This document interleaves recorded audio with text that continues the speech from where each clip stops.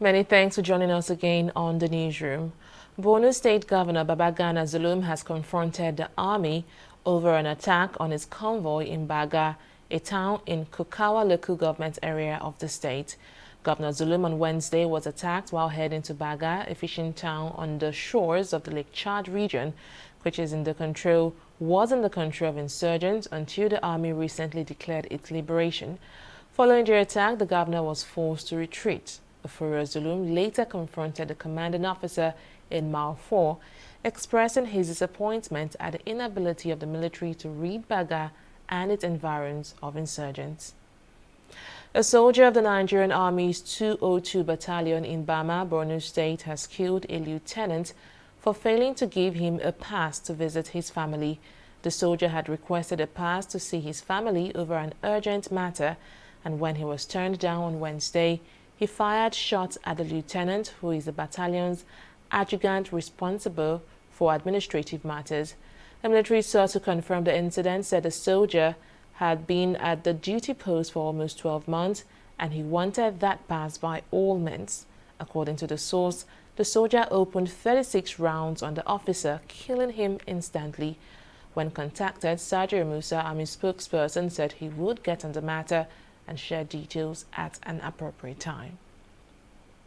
3 residents of Okoho town in Kajola local government area of Oyo State and a policeman have been reportedly killed in a clash between the police, hunters and members of a vigilante group on Thursday.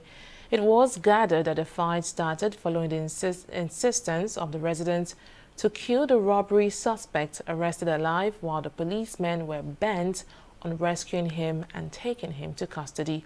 Some armed robbers had on Wednesday evening attacked a branch of the First Bank in the town and killed a police officer. 4 of the armed robbers were also said to have been killed by hunters who blocked the road and prevented them from escaping. The corpses were later burnt by the angry resident. The hunters were said to have pursued the 2 robbers that escaped, and while one was arrested alive, the corpse of the injured one was recovered from the bush. Meanwhile, at least 35 suspects, including a pastor, have been arrested by police operatives attached to the intelligence response team over alleged kidnapping, armed robbery, and other crimes across the country. Adetokunbo Adenokbo, founder and general overseer of New Life Ministry in Shagamu area of Ogun State, was arrested alongside 3 other members of his criminal gang for alleged kidnap of one Jonathan Ekbo. He and his gang had demanded a ransom of 20 million naira for the release of their victim. According to the 4 spokesperson Frank Mba, the pastor confessed to committing the crime for his church expansion and charitable works. Exhibits recovered from the criminals include 4 AK-47 rifles, 1 FMC rifle, 1 pump-action gun, 2 double-barrel guns, 4 AK-47 magazine, 6 cartridges, 378 rounds of live ammunition, and 1 network jammer, among others. A chieftain of Yoruba social culture group, Egbe Afenifere, Ayo Fasomi, has died. Fasomi, who was a pharmacist, died at the age of 94. According to a statement signed by his son, Falabi Fasomi, he passed on peacefully in Oshogbo on Wednesday night. The statement said that burial arrangement will be announced by his immediate family in conjunction with his political associates and Southwest governors. The Second Republic senator was until his death a leader of the Yoruba social cultural group and a senior chieftain of the All Progressives Congress, APC. Let's take a break here to bring you more stories. Stay with us.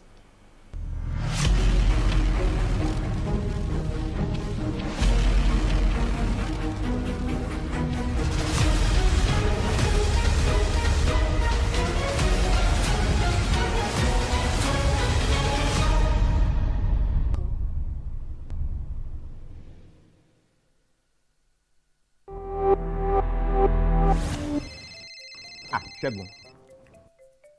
Alpha, say tomorrow still day on. What's your tomorrow? Community meeting now. You know they hear Abi? Now beggy. See, if we meet for my house, inside parlor, then go no. This COVID-19 is not a child's play. If we want to elect a new secretary, we fit Do one for WhatsApp or for Skype or even on Zoom. Or we just wait. I will not negotiate This social distancing. It is non-negotiable. Not every infected person shows symptoms, but every infected person is contagious. Avoid large gatherings and self-isolate if you think you might have come in contact with a carrier. Your safety and the safety of others is in your hands. This message is from the Afenifere Foundation in partnership with the National Orientation Agency with support from MacArthur.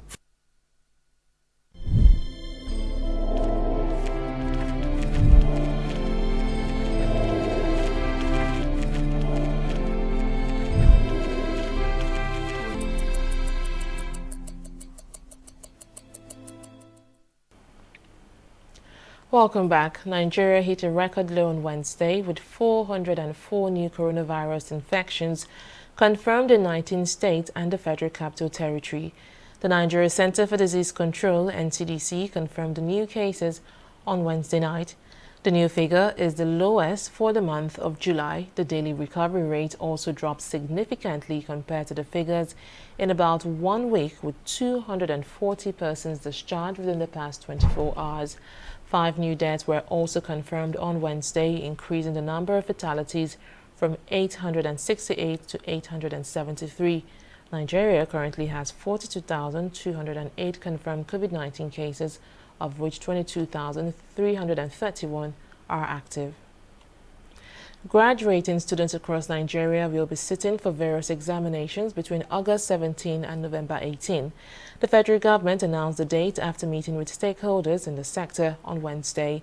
According to a statement released after that meeting, the process will begin with the West African Senior School Certificate examination on August 17 and then followed by NAPTEP examination scheduled to start on September 21st. The NECO exams will thereafter commence on October 5th, while the National Common Entrance examination for JS3 students would take place on October 17. Dakwa Abiodun, governor of Ogun State, has asked religious centers in the state to reopen from August 14. In March, the state ordered the closure of worship centers to curb the spread of COVID-19. But on Wednesday, the governor listed conditions for the reopening of worship centers, saying any religious centers that violate the stipulated regulations, which include the use of face masks and social distancing, will be penalized. Ogun State has recorded a total number of 1,326 COVID-19 cases so far. FIFA has approved a sum of $1 million COVID-19 relief grant for the Nigerian Football Federation. The grant is part of FIFA's $1.5 billion groundbreaking COVID-19 relief plan approved on Wednesday. According to a statement issued by the football body, the NFF, led by Amaju Pinnick, can also access interest-free loans of up to $5 million. It adds that each member association would receive an additional $500,000 grant for women's football during the plan's third phase. The plan aims to help men and women's professional football as well as youth and grassroots football through a system of grants and loans. We'll take a break here to bring you business stories and more.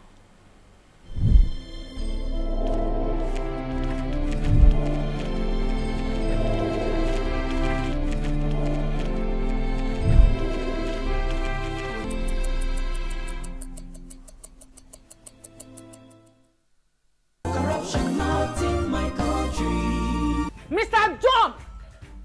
Mr. John! What is it now?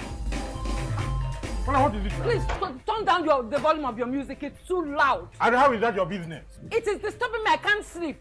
And the same way you are disturbing my right to good music and where I enjoy it. What's wrong with you? Is another person complaining? Maybe we thought that you have lost your mind. Are you having a party? I'm just respecting you, sir. You remember I've paid my husband too. You will not understand why we are complaining because you do not care about other people except yourself. Look, the transformation we need in this country begins in this compound. Yes, now. From you, and I.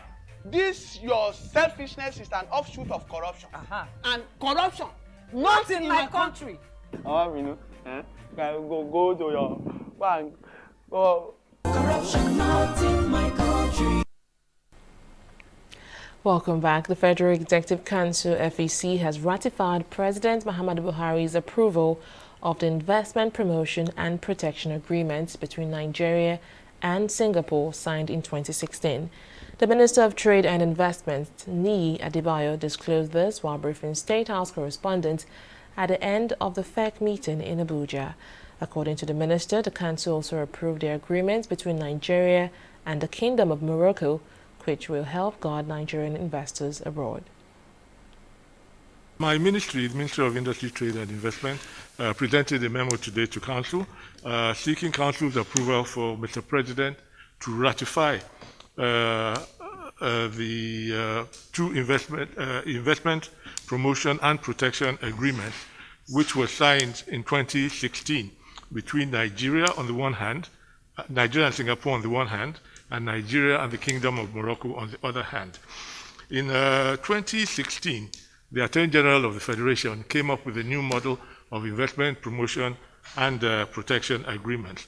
And that year, Nigeria signed based on that new model between Nigeria and Morocco and Nigeria and Singapore.